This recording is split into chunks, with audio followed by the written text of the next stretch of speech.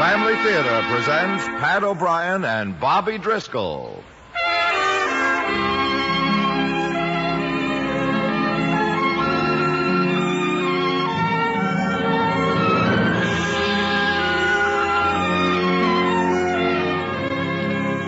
From Hollywood, the Mutual Network, in cooperation with Family Theater, presents The Penalty, starring Bobby Driscoll. And now, here is your host, Pat O'Brien.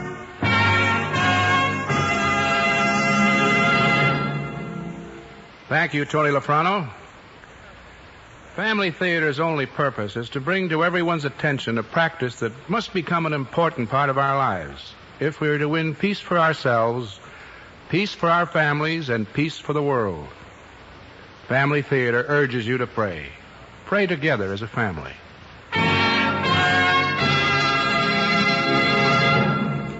And now to our transcribed drama, The Penalty, starring Bobby Driscoll as Fred.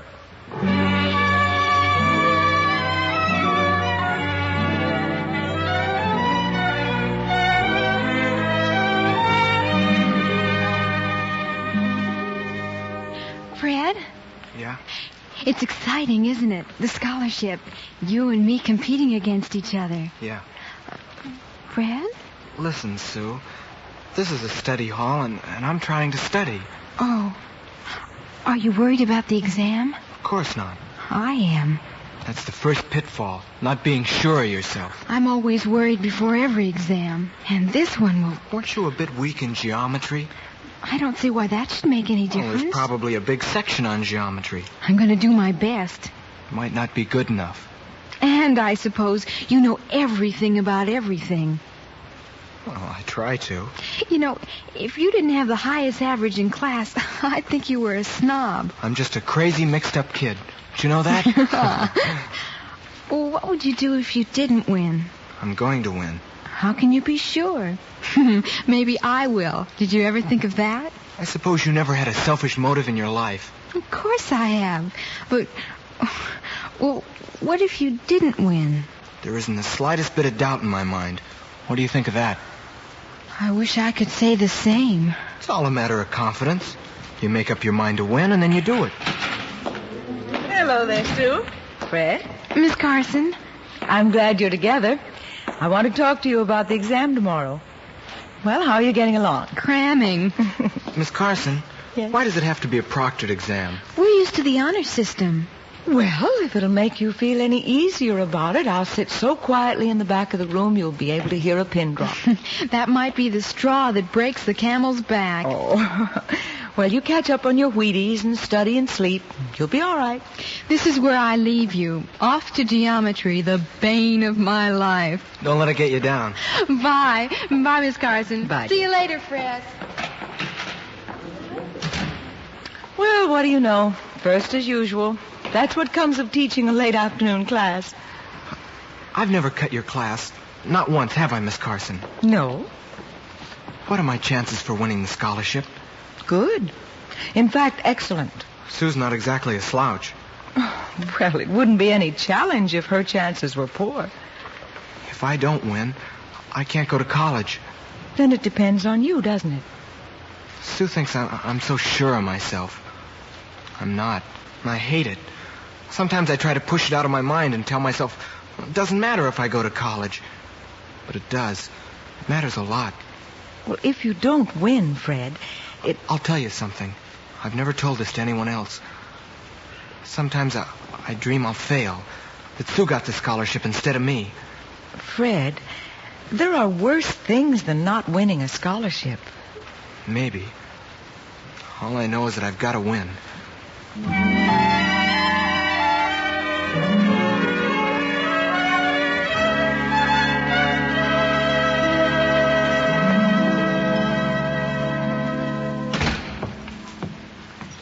Dad, I'm home. Fred, is that you? You look tired. I'm all right. You all set for the exam tomorrow? About as set as I'll ever be. I've got plans for you, son. Big plans. You're going to do the things I always dreamed of doing. You'll be an architect and make a lot of money. I'd rather be a doctor. We can deal with that when we get to it. Your first job is to win the scholarship. Dad. You can't stand still, Fred. Life's pushing forward, getting ahead. If Mom were alive, she'd tell you the same thing. I know, Dad. I'm just thinking about your future. Miss Carson says you can win. You told me so. I wish I was as sure as you are. Fred, I want to be proud of you, but it's results that count, not excuses. Ever since I can remember, you told me that. You tell me what I should want, what I should hope for. It's because I want to see you make more out of your life than I've made of mine. That's the only reason, Fred. And I don't want you to push a pencil for 8 hours a day filling out invoices. You can do better than that. Sure, I understand. That's the boy.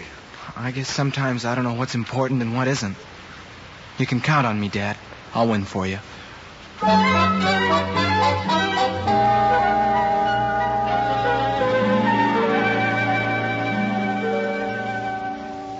Well, the great day is here. I have a big black circle around the date on my calendar. Sounds ominous. Did you bone up on that geometry, Sue? I know everything about isosceles triangle. Like what? They all got 3 sides? All right. Now, if we'll just settle down, I'd like to explain the examination to you. There are 4 major sections: English, history, mathematics, and science. There's a paragraph of instruction preceding every section. You'll be allowed an hour and a half for each subject, with a break at noon for lunch. And during that time, the examination is not to be discussed. Now, if you have any questions, I'll be sitting in the back of the room. Good luck, both of you. Thank you, Miss Carson. Thanks. Guess I'll need it.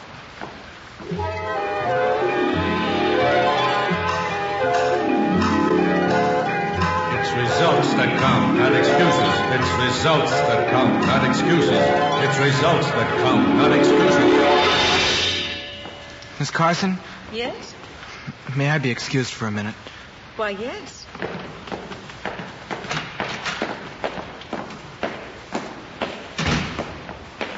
What's wrong, Fred? Are you ill? No, I'm okay. You frightened me. I'm sorry. I couldn't seem to decide something. I'm all right now. Decisions are strange things, Fred. You can't avoid them. And you have to live with them a long time. I know.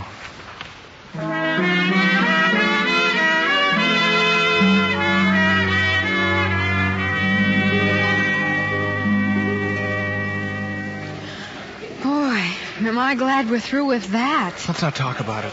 The geometry wasn't half as bad as I thought it would be. How's your soda? Good. Fred? If you like someone a lot, and that person did something dishonest, and you were the only one who knew about it, what would you do? How should I know? Well, let's say, for example, that you saw me do something dishonest. What would you do? I don't know. I guess it'd depend on how serious it was. I think cheating is pretty serious, don't you? What kind of cheating? In an examination. You were cheating, Fred. I wouldn't call it that. No? What would you call it? I'd call it jealousy, Sue. I'd say you're just afraid I'm going to win. It'd be your word against mine. Fred, think it over. There's nothing to think over. You cheated in the history section.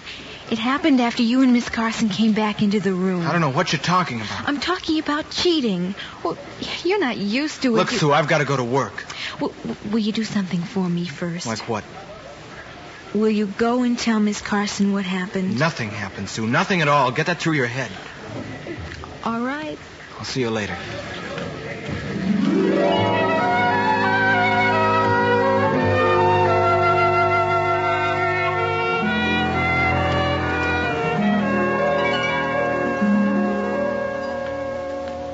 I told all the men at the office about your taking the exam today.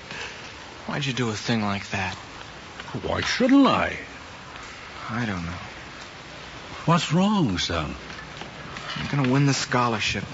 That's what's wrong. What do you mean? Well, Sue deserves a better break. She's honest. She wouldn't let anybody tell her to do something that wasn't. Well, when have I ever told you to? Never, I suppose. Why, if I thought you didn't have it in you to win that scholarship... I know. No, you don't. If I thought Sue received a higher grade than you, honestly and fairly, why, then she deserved to have it. But you've won so many awards before. What if I failed? Just once. But you didn't. You said so yourself. But I can't be sure. You better not count on it. Not just yet.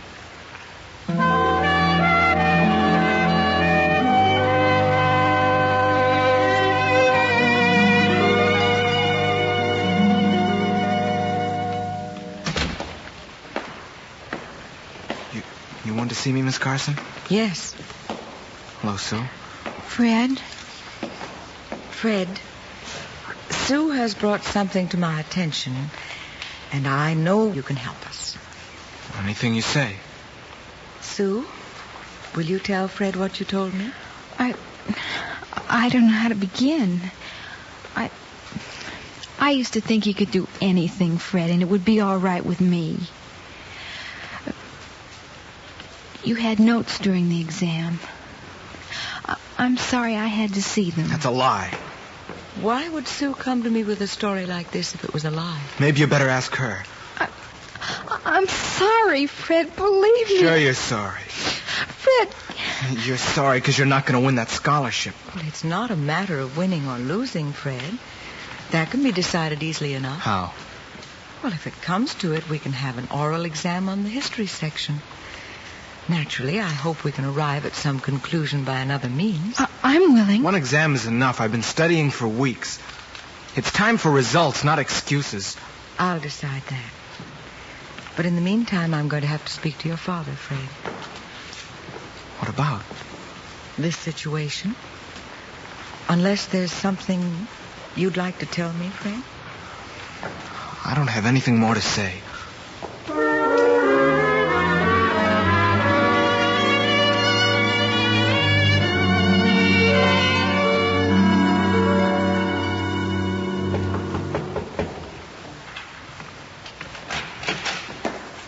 Mr. Vanaday? Yeah? I'm one of Fred's teachers at school, Miss Carson. Oh, come in. Please sit down. Thank you. Is Fred at home? He's working at the supermarket. He's one of my best students. I thought if I came to see you, I'd learn a little more about him. Maybe understand why this scholarship means so much to him. I can't afford to send him to college, and he knows that. He's determined to go. All my life, I've wanted him to have things better than I did. I want him to be an architect. That's what I was going to be before I got married and left school. You're very ambitious for him. He can be big. He's got what it takes. Did Fred tell you I was going to speak to you? No. Should he have said something? Well, I just wondered. Have you come to tell me that Fred won the scholarship? Not exactly. What do you mean? Well, as a matter of fact, I'm here because a problem has come up that involves Fred and the scholarship. He lost? Fred has been accused of cheating by Susan Drake. She took the exam with him. Fred wouldn't cheat. He's never cheated at anything. I know. There wouldn't be any point to it. Well, it's a matter of her word against his, Mr. Vanaday. Although I was in the room, I didn't see it happen. But then I remember once Fred said he'd do anything to win. Do you think he cheated? I don't know. He says he didn't. What do you want me to do? Find out if he's lying.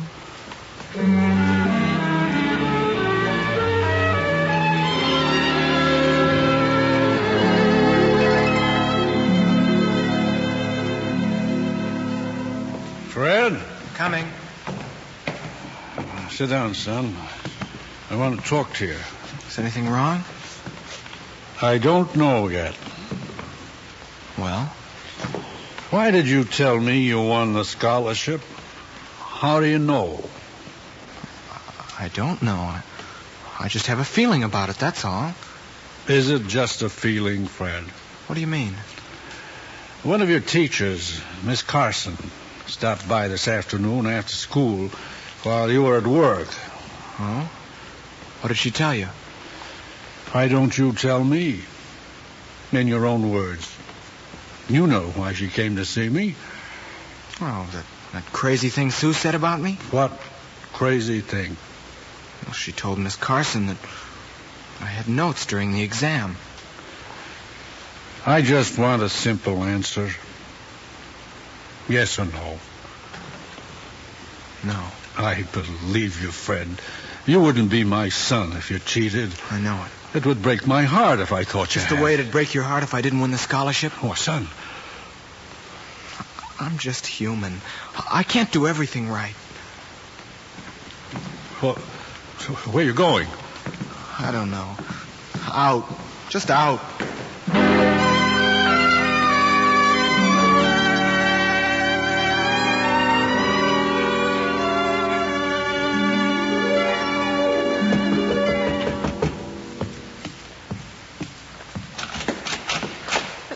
Fred. Can I come in? Well, sure. I phoned your home. Your mother told me you were babysitting for the Laytons. Come on in. I guess you're still angry with me, aren't you? I guess so. I'd like to say I'm sorry. Don't bother. You're only making it harder, Fred. How would you know? Well, maybe it's my imagination, but you're not as sure as yourself as you were before the exam. It's your imagination. I suppose the notes were, too. Yes. And now, thanks to you, my father's been dragged into this. Miss Carson went to see him. Did you tell him the truth? I told him what he wanted to hear. Fred, I wish it could have happened some other way. Sue, I want you to take back what you told Miss Carson. Take it back? I want you to tell her you made a mistake. My father's got his whole life tied up in this. What about your life, Fred? I'm thinking of that. And what do you think would happen if I told Miss Carson I made a mistake? I don't know. I can't explain failing to my father, or lying to Miss Carson, or cheating to you.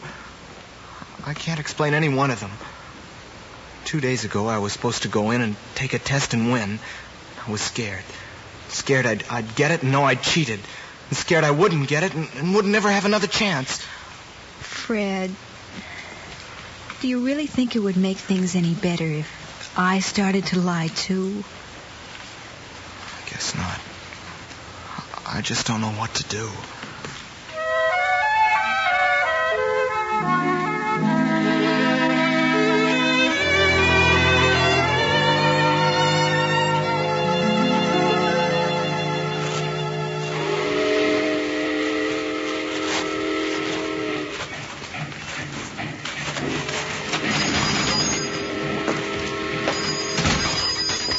Sorry, we ain't serving dinner no more. Cook's gone home. Oh, that's okay. I'll just have a cup of coffee, please. You want cream and sugar? Yeah. You, one of the new guys they took on at the freight yard? No, I'm just out for a walk. Oh. You live here in town, huh? Yeah, over on the north end. You sure picked a funny place to be walking this time of night. Maybe.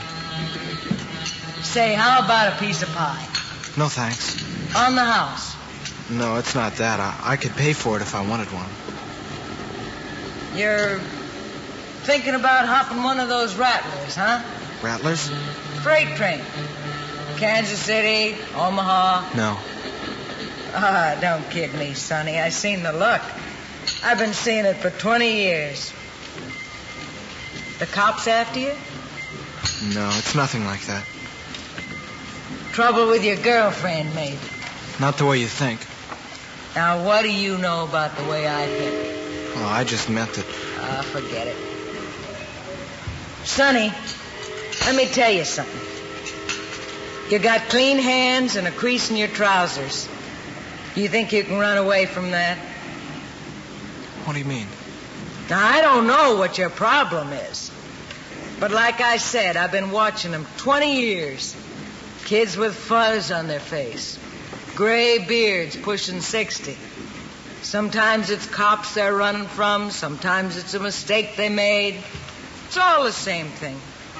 And they never get away from nothing.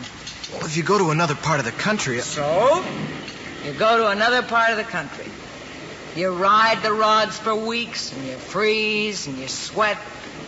And who's there to meet you when you climb off the train? I don't know who. You. That's who. Same guy, same problem. You brought it all the way across the country. You haven't solved it. You just moved it. What's wrong with moving it? You think all of a sudden being in another place is going to make you like getting dirt under your nails and wearing baggy pants? No. Look, kid, take my advice. Whatever it is, you face it right here. Yeah, that's easy to say. Well, why take a world tour to find yourself when you can do it just by looking in a mirror? What kind of pie you got? Apple. Very best. They bring the apples in from Washington. You see? That's what I mean. Why travel? I'll have a piece. Okay.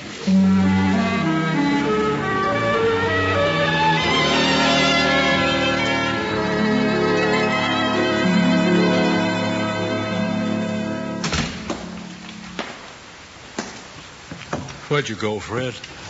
I was worried about you. Just for a walk. I stopped at the Laytons to talk to Sue.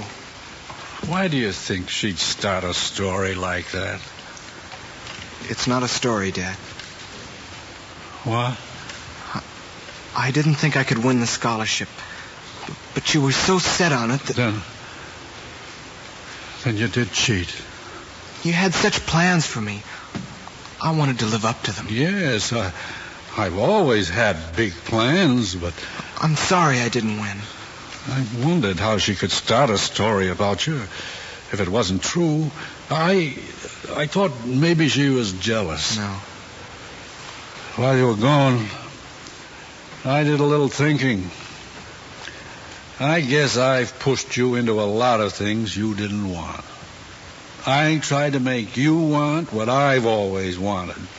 Being an architect, winning scholarships. It's no good. You've got to make your own way and pay for your own mistakes.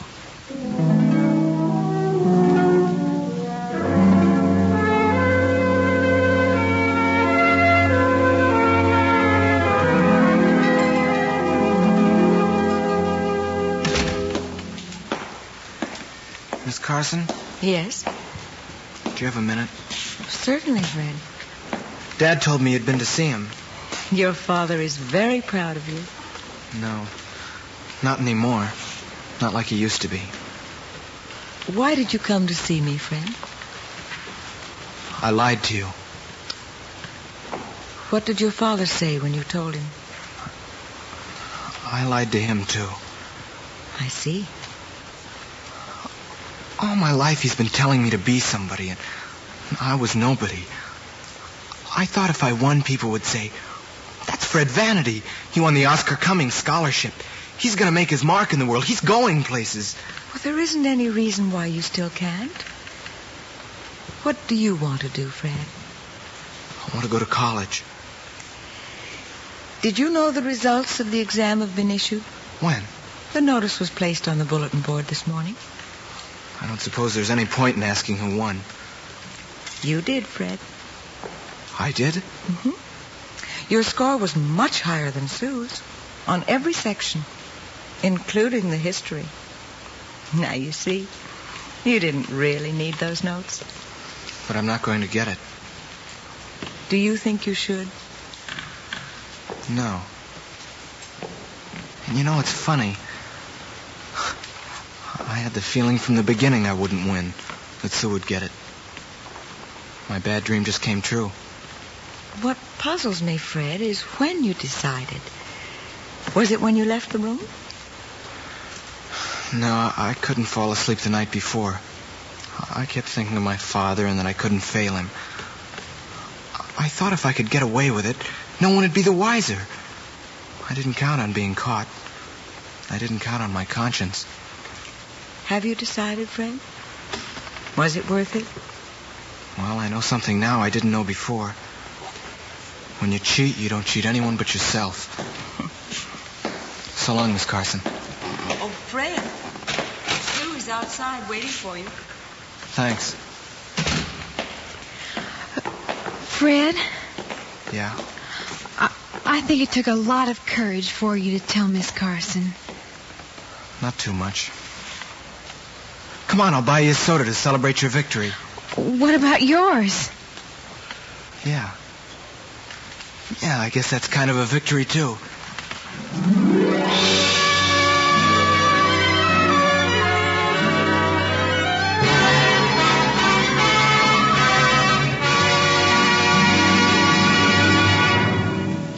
This is Pat O'Brien again. Not long ago, I met a man who didn't believe in praying for himself. Oh, he believed in praying for other people. He just didn't think it was right to ask for things for himself. And you know, I can't help but feel that that man is missing a great opportunity. I believe we should pray for the things we need, that we should regularly acknowledge our dependence on our Heavenly Father by asking for the necessities of life. God hears our prayers, and He answers them.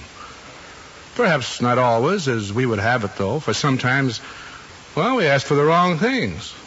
And then, too, sometimes we don't ask for enough.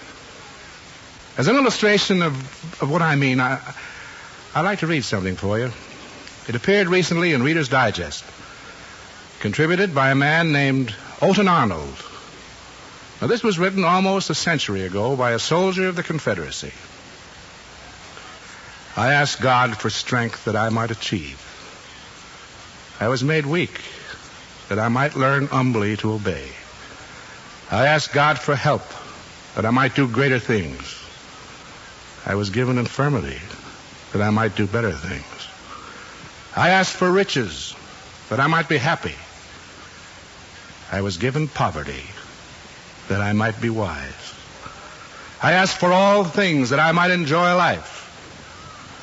I was given life that I might enjoy all things. I got nothing that I asked for, but everything I had hoped for. Despite myself, my prayers were answered. I am among all men most richly blessed. Yes, there is a value in personal prayer.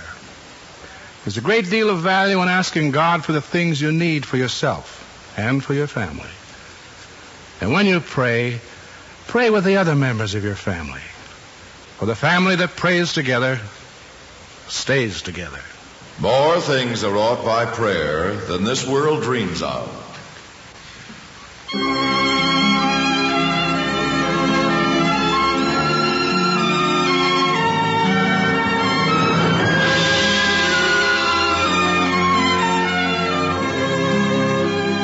From Hollywood, Family Theater has brought you transcribed The Penalty, starring Bobby Driscoll.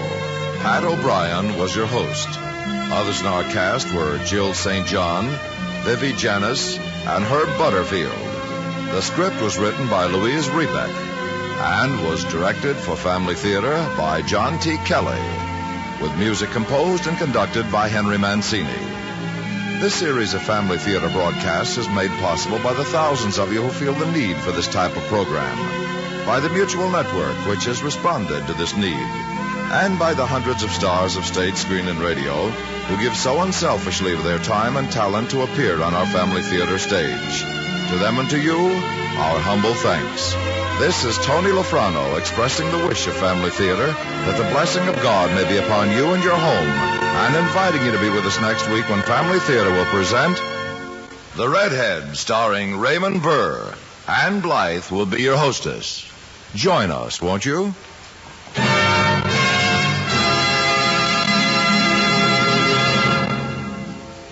Family Theater is broadcast throughout the world and originates in the Hollywood studios of the world's largest network.